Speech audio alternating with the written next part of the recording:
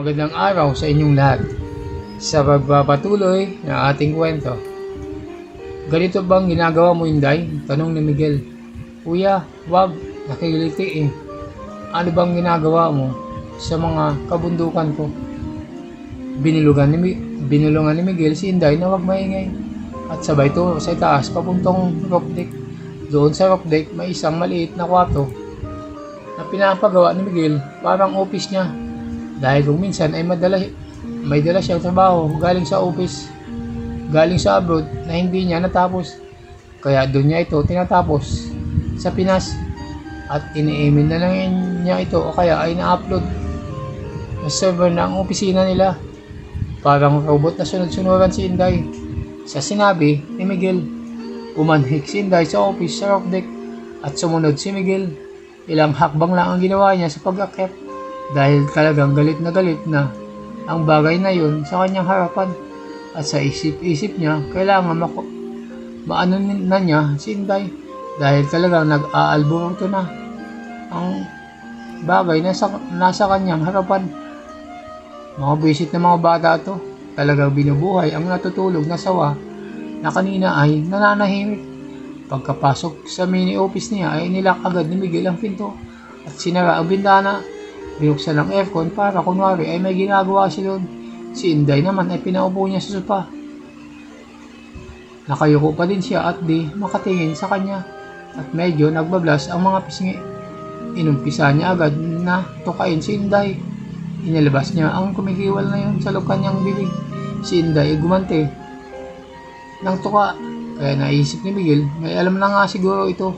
Dahil marunong nang humalik si Inday.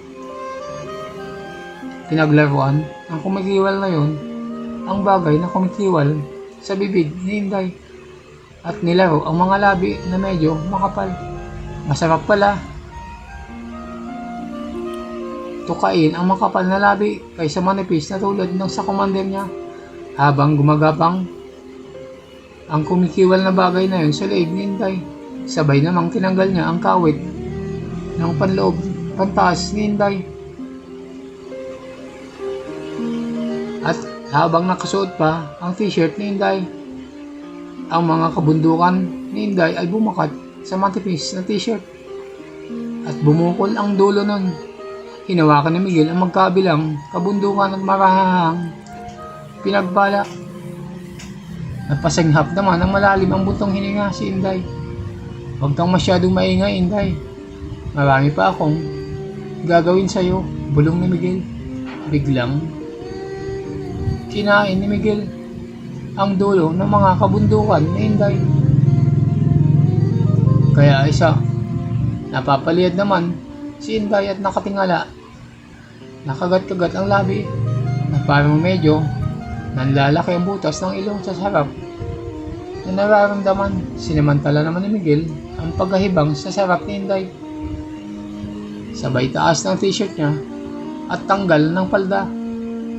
Kaya nakapanloob na lang si Inday nang muling makita ni Inday ang sarili. Nagsimula nang gumapang ang mga kamay ni Miguel paibaba hanggang sa marating ang dapat marating.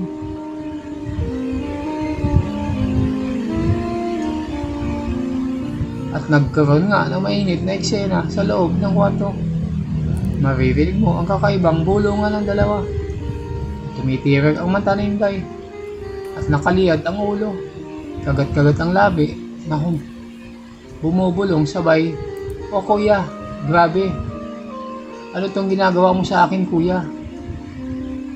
Pakiramdam ni Inday ay para siyang dinuduyan sa langit. At maya-maya lang ay nagpaputok na itong mulkan. Si Inday ay biglang natahimik pero kinabahan dahil nga hindi pa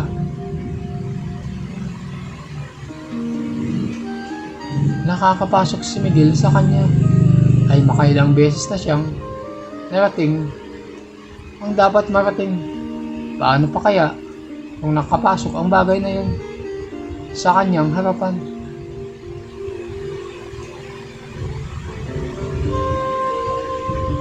Sinabihan ni Miguel si Inday ng humiga at ibibigay niya na ang pinaka-pinale na kanilang gagawin.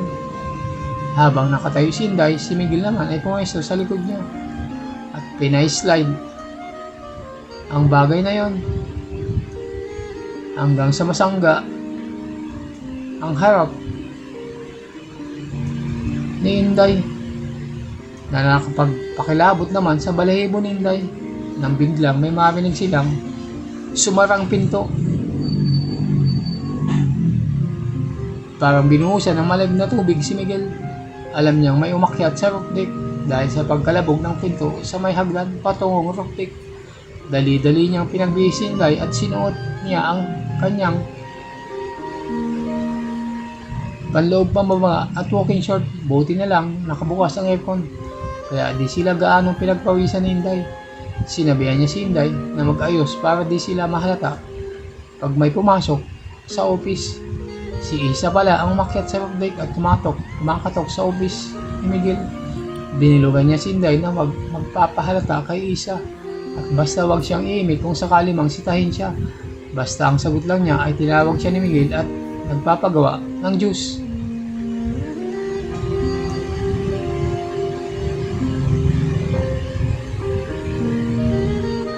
Pagkabukas ng pinto ni Miguel, parang masama ang tingin sa kanya ni Isa.